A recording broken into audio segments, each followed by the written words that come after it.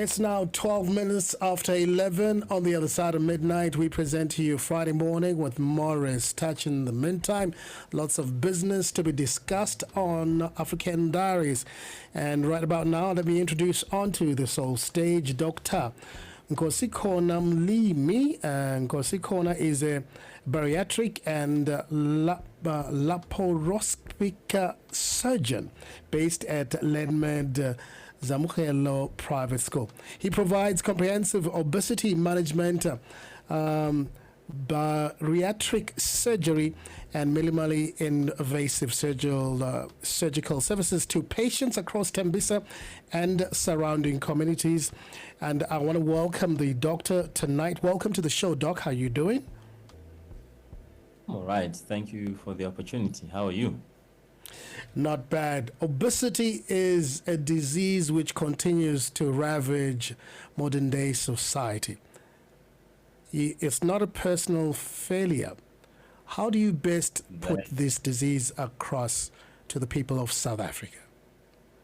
That is correct. And I think that's really where we should start to say the problem that we're dealing with here, right? It's a chronic disease. It is a very complex chronic disease, but it's still just that. It's a chronic disease. It's not a personal failure. It's not a failure of willpower. It's not people lazy. It's not people who just eat too much. It's a very complex disease. And if you go into how it comes to be, then you'll understand why some of the very common solutions that people propose, like eating less and exercising more, don't really work. So it's not a personal failure. It's a very complex disease, mainly based on genetics, your environment, and of course a little bit of what you do on the personal side. But it's not really a personal failure. It's a very complex disease. Do you think it's a great misconception that people who are obese lack discipline and eat too much? That's what everybody says. Yeah. That's what everybody says, and that's what everybody, including healthcare practitioners, say. And it's not like that. It's not like that. As I said, most of how obesity comes to be, or how most people come to be obese, has got a genetic basis. Somewhere between 40 to 70% of people who are living with obesity will say, everybody in my family is big. So that points to a genetic component. It's a complex disease in how the brain interacts with your gastrointestinal tract, which interacts with the adipose tissue, how they signal each other, how they tell each other that you've had enough to eat, how they regulate your basal metabolic rate. So it's a very complex biological, slightly sociological and environmental disease. Okay. And it's more than just, eating less and exercising more. Because if that was the case, then there wouldn't be so many people who are living with obesity. Yes, I agree. I mean, if you look at the numbers, somewhere between 30 to 40% of South African women are either overweight or obese. Somewhere between 10 to 20% of South African men are either overweight or obese. I mean, if it was that easy, we just moved more and ate less, then we wouldn't have such staggering numbers. And on a global scale, it's much worse than that. Especially now, what we're seeing is an increasing trend in the pediatric and adolescent population. So it really is a complex thing, not just eating less and exercising more. Okay.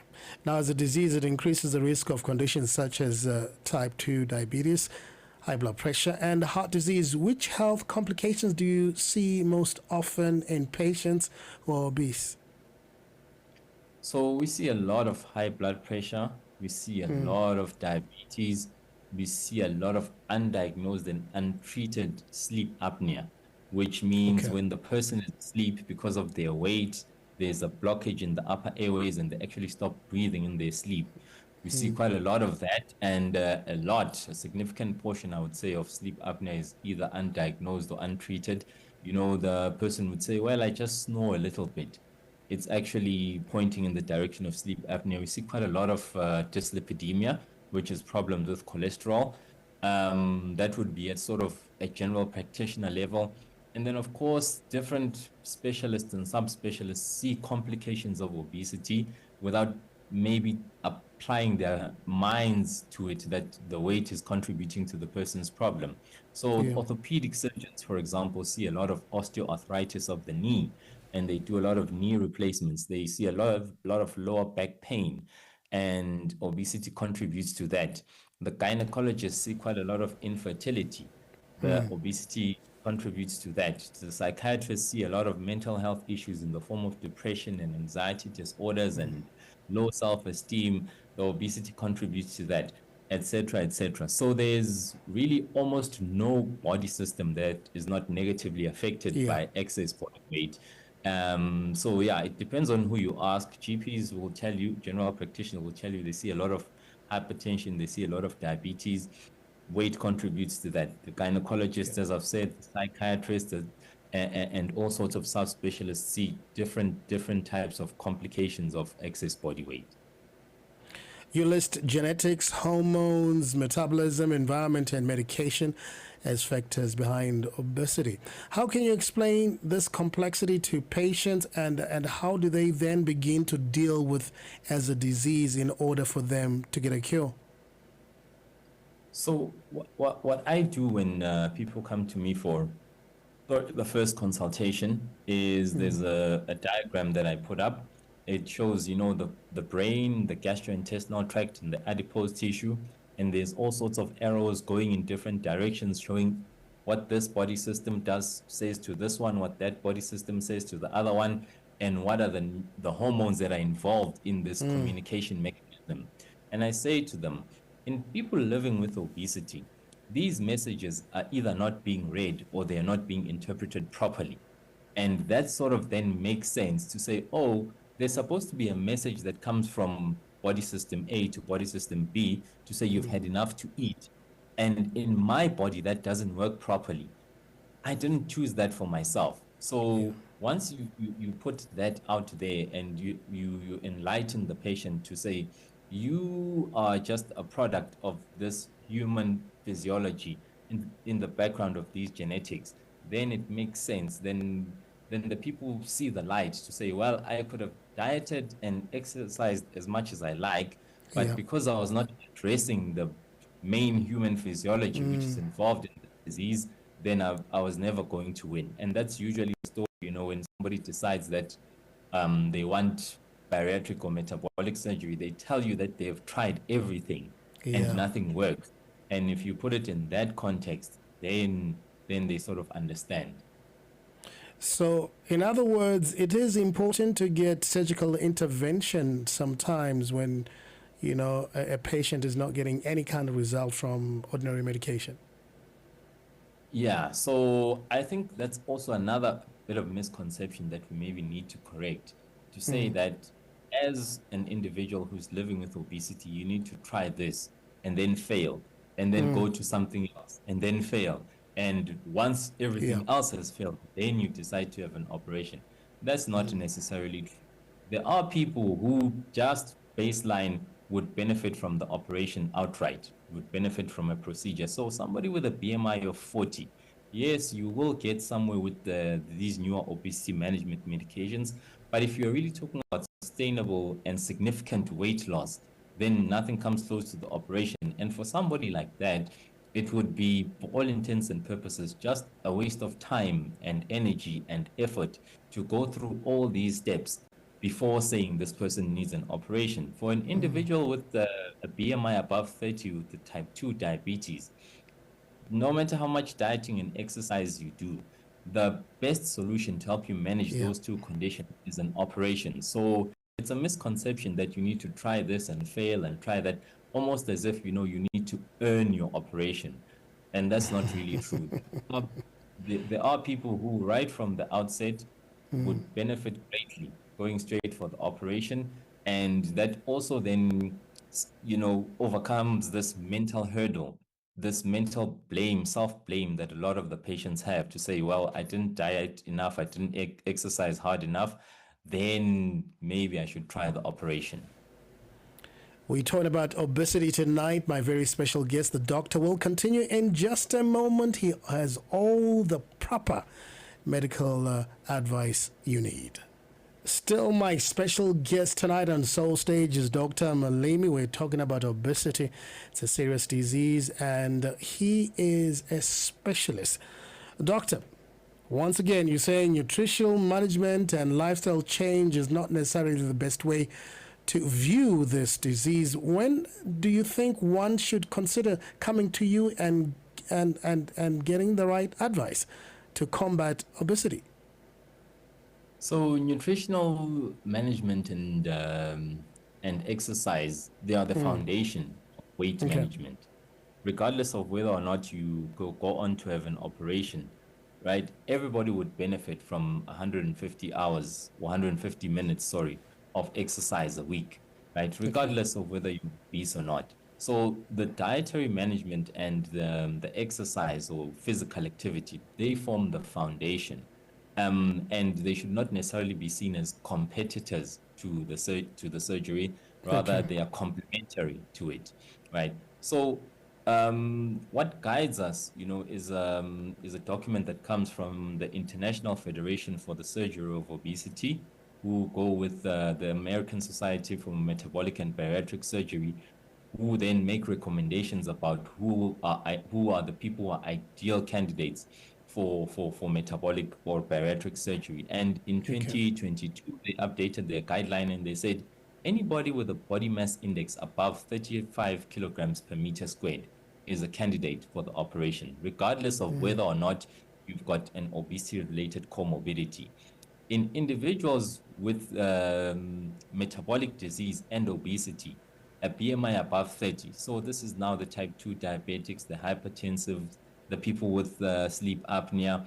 And in that same guideline, they make provision that in somebody with a BMI between 30 and 35 who does not have an obesity-related comorbidity, you may consider it. It becomes a little bit tenuous, trying to get funders to pay for the procedure on that provision, but it's there in the guideline. So anybody with a BMI above 35, you don't need to have a BMI above 35 kilogram per meter squared and have a comorbidity, as long as it's above 35, which goes back to the question that you asked to say, must people try this and then fail and then try that and then fail and only then come to the operation? That's not true. The guideline says anybody with a BMI above 35 kilograms per meter squared is a candidate procedure.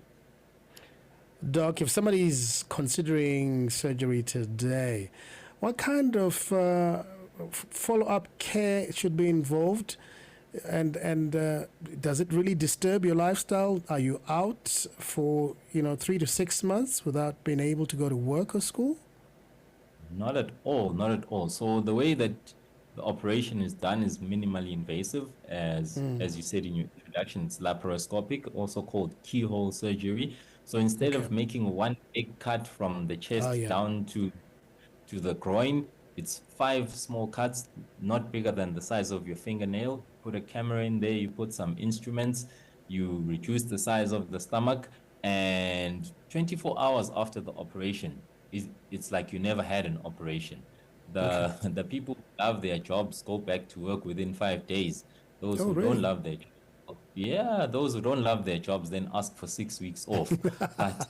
But it's not that you're out for 3 to 6 months. Nothing like that. Yeah. So, today I operated on 4 ladies. I'll see them tomorrow morning. If I'm happy with their condition and they feel fine, then they should be able to go home.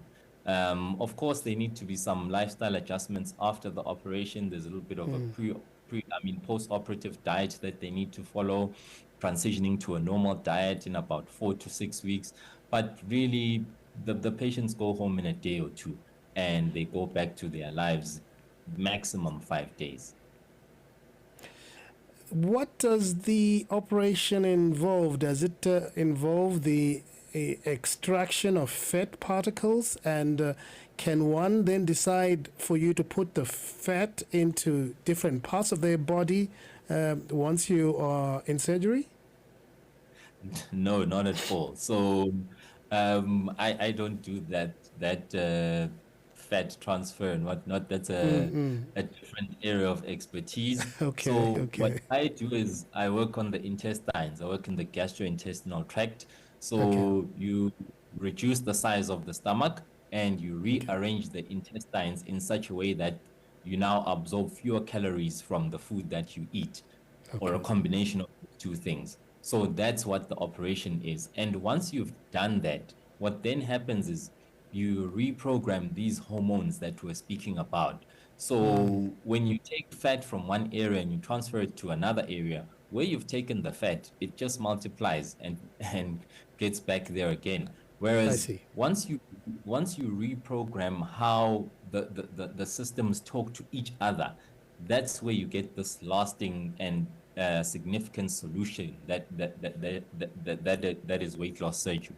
So no, it's not the transfer of fat from one area to another. Okay, It's really a reprogramming of how these three systems, that being the brain, the gastrointestinal tract, and the adipose tissue, how they talk to each other to really regulate your satiety, to regulate your basal metabolic rate, and those sorts of things.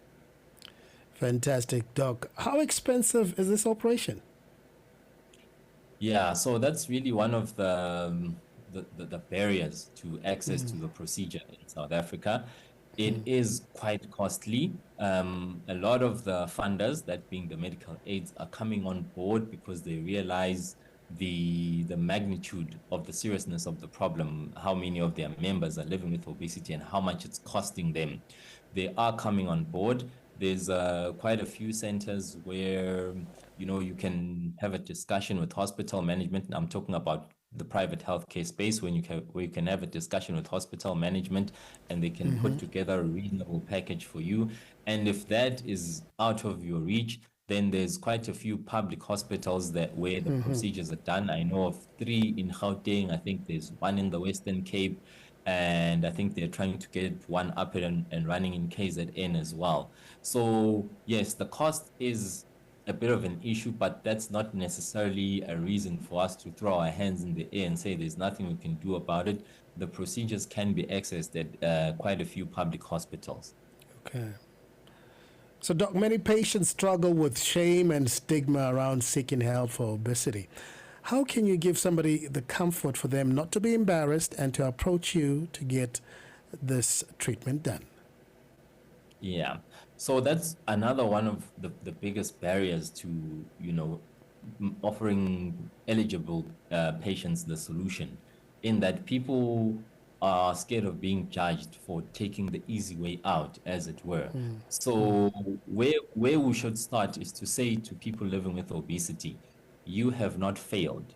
That should be the first thing. To say you haven't failed, right? You didn't know fail at dieting. You didn't not exercise hard enough.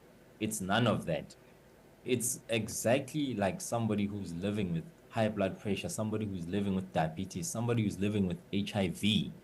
Nobody would ever put shame on somebody who says, I'm living with hypertension, I need help for my high blood pressure. Nobody would ever put the blame on somebody who's living with epilepsy to say, I'm living with epilepsy, I'm taking medication for my epilepsy. So it's the same thing with individuals living with obesity, in that you have not failed, it's not your fault. And seeking help doesn't make you a weak person, doesn't make you, a failure, right? It's not your fault. You almost had no part that you played Yeah. in ending up with this disease. And seeking help, it should not be something to be ashamed of. So, Doc, once you've given somebody the treatment and the patient is happy, are there any comebacks? Does it, does the disease ever come back after a couple of years or so?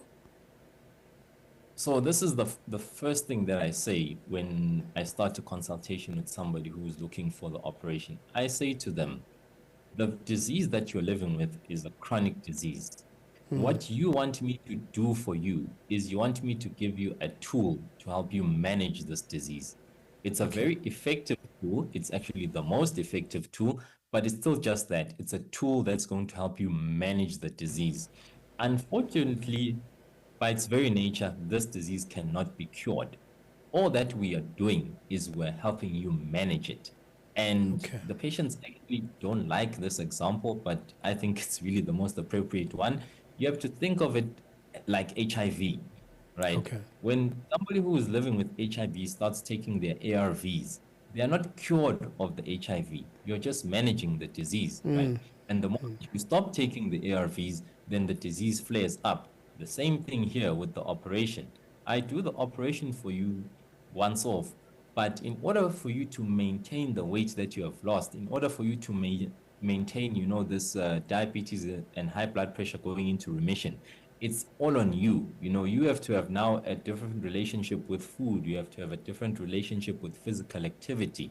That's for you to manage. And it's also in keeping with the same thing that the operation is a once-off, which sort of kickstarts the weight loss. But in order for you to manage that, it has to be lifestyle modification, which is where the chronicity or the chronic nature of the disease comes in. So I would love to, if I could, I would love to cure people of the problem of obesity, but the best that I can do is to give them a tool, a very effective tool, a very potent tool to help them manage the disease. So the disease never really goes away. You just manage it properly with the operation. Doc, what is the rate of success so far? Are most of your patients happy with your treatment? Yes. So when you look at, the outcomes of metabolic or bariatric surgery, there's all sorts of numbers. You say somewhere between 50 to 60% of the diabetic patients will stop taking their medication. Yeah. Somewhere between 50 to 60% of the hypertensive patients. Almost everybody with dyslipidemia, quite a significant proportion of the patients with sleep apnea. So the numbers are quite variable. But what is coming out universally in all the studies is to say almost 100% of the patients who have had this operation report an improved quality of life. And that, I think, is really the key marker. Even in people whose, chronic comorbidities don't go into remission, they say that my quality of life has improved. So I think that's really the key takeaway, to say, look, even if you don't get remission of the obesity-related comorbidities, your quality of life will improve. And that's definitely what I've seen in the patients that I've offered the procedures to. Doc, if people are listening tonight and they need a bit more information, how do they contact you? So our rooms are at Lenmed Zamokuhle Hospital in Tembisa, like you have said. You have a website. The website is drmlimi.co.za, or they can drop us a WhatsApp on 061-910-5805. Look, it's not a failure. It's not a failure of willpower. It's not a failure of dieting. It's not a failure of exercise. This is a complex disease that we're dealing with, and the solution is there. It's available. Just reach out to us and we'll walk the journey with you. Dr. Mlimi, as your parting shot tonight, what do you want every South African to know and understand about obesity and the treatment options thereof? What I want us to understand is to say this is a chronic disease. Nobody chooses to live with obesity, especially if you look at the stigma, especially if you look at the comorbidities, especially if you consider the fact that, this takes away somewhere between 5 to 12 years in somebody's life, right? So that's what we need to understand. And once we understand like that, then we can put the right solutions in place, of which surgery is by far the best. That's really the takeaway that I want everybody to have tonight. Thank you so much for joining us, Doc, and we wish you only the best. And hey, if you have issues with obesity, Dr. Mlimi is the person to contact. Till next time, thank you. Good night.